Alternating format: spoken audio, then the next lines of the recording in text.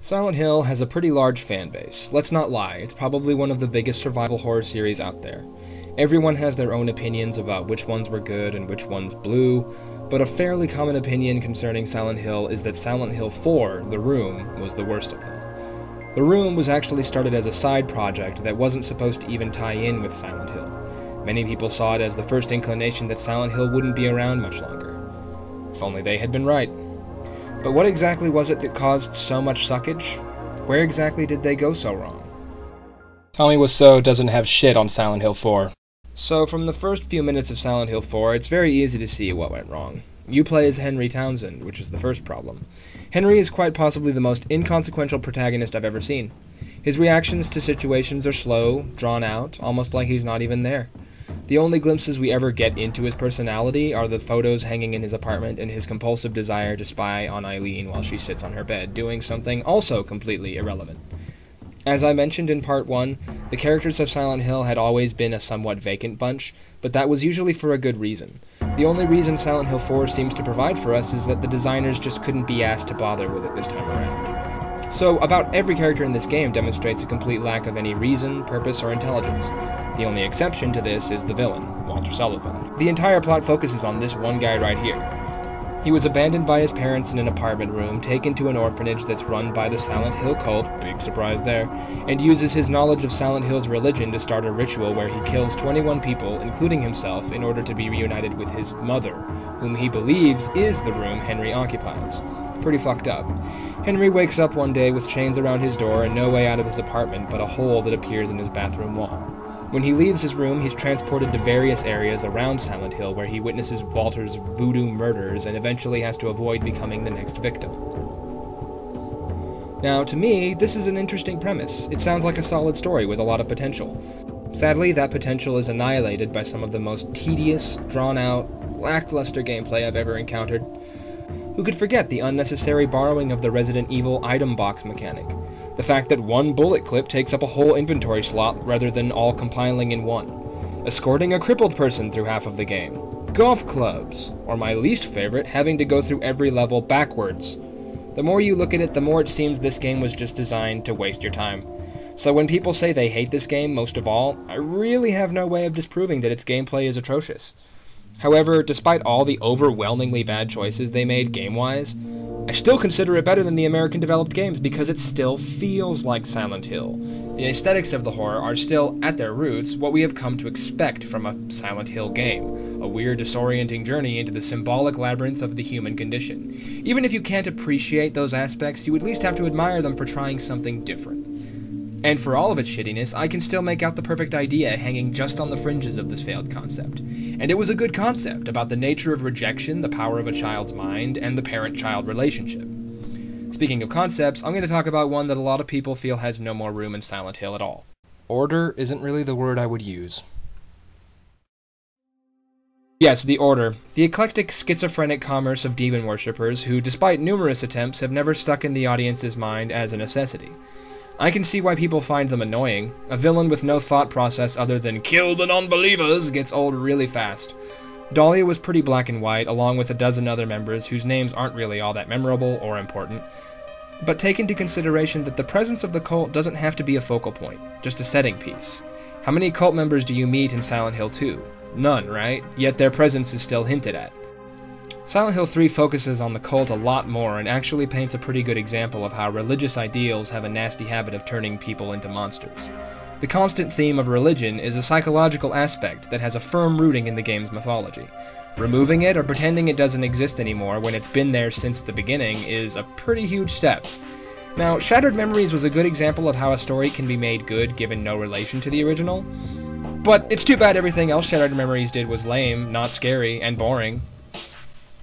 If I had to pick the main reason I think the Order are still worth defending as an antagonistic presence, it'd be Silent Hill 3. The members of the church, Claudia, Vincent, and Leonard, are all shown to disagree with each other's methods. They aren't one big huggy bunch of devil worshippers like the ones in the movie or Homecoming. They each have their own goals and desires, each drastically different than the other, and that adds a human aspect to them. And if you haven't spotted the main theme of Silent Hill yet, it's emotion! The fear of isolation, the desire to find purpose in life, and the nature of love and hate. These are all things that we as humans have to go through in our lives, and when characters only ever have one purpose or aspect to their personality, it makes them a cardboard cutout. Which brings me to the next segment. Insert meaningful dialogue here. Homecoming is the biggest example of characters with no depth. Who could forget What's-Her-Face, or Alex's kid brother, or that one guy with the hat, or Deputy Token Black Guy? The correct answer is everyone. These characters have no impact on the game whatsoever other than to increase the length and add escort missions. Alex's love interest is a fucking waste of time. She has no personality outside of being the main character's love interest. I can't remember a single line of dialogue she had because not a single bit of it was relevant. It's just menial shit, like, you should go check the sewers, or people are missing in this town, where did they go? And you just stand there shrugging your shoulders thinking, I don't know, why don't you tell me? When Deputy Wheeler first shows up, you're given the initial impression that he's kinda paranoid and distrustful, but that aspect is ditched 5 seconds into meeting him. From then on, he's your partner and helps you shoot baddies and occasionally yells, "Shit!" Way to remove purpose from a character who could have had any number of interesting aspects to him. Instead, we get the tropes we've seen in every horror movie ever fucking made. Dead? Shit. I find it really funny when game developers do this. Oh look, we added a black guy, so now we're not racist, right? If only you guys knew, it is in fact the opposite. If you add multiple ethnicities just to dissuade anyone from thinking you're racist, but add no depth or purpose to said ethnicities, then it looks double racist. True, there were no black people in the other games, but Japan has very little experience with African Americans as a whole. Not that that's a very good excuse. Japan's always been kind of xenophobic like that. But Homecoming was made by American developers, so that's just shameful. Are you starting to get why these new games suck? Horror is a genre that's always relied on the emotions of people who are forced to come face to face with some aspect of horror, sometimes in others, or sometimes in themselves. Yes, the monsters and spooky settings are a big part of it, but when you don't add a vulnerable human with feelings and hopes and desires, it makes it feel like we're just watching a bunch of wind-up dolls getting eviscerated. We all have watched movies like The Nightmare on Elm Street or Friday the 13th, where a bunch of stupid kids get butchered, but in the end, is there anything meaningful to that? It's the horror equivalent of Jackass. Whoa, look at that dude got torn in half. Oh shit, that chick just had her nipples ripped off. Oh, he's right behind you. Run, you dump ass. I'm not saying those are bad movies. They have their place, and a lot of work went into making them, I'm sure. But sometimes you just want something more nourishing. And I will say that if horror doesn't disassociate itself with these tropes, we're not going to see a whole lot of value in its future. I'm starting to get a little ahead of myself. Alright, let's make things a little more current and discuss the most recent blow to the franchise's collective balls. Oh god.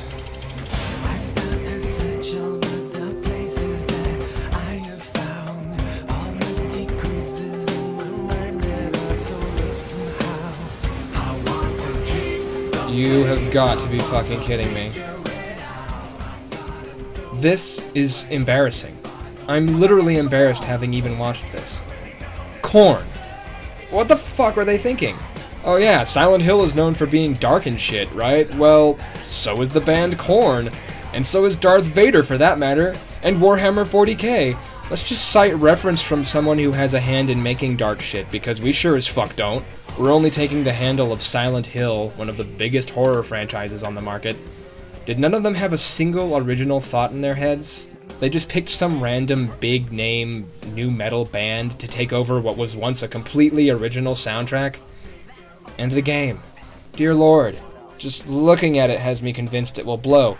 It's all such a disorganized mess, I don't even feel like putting effort into explaining why I hate it, so here come some bullets.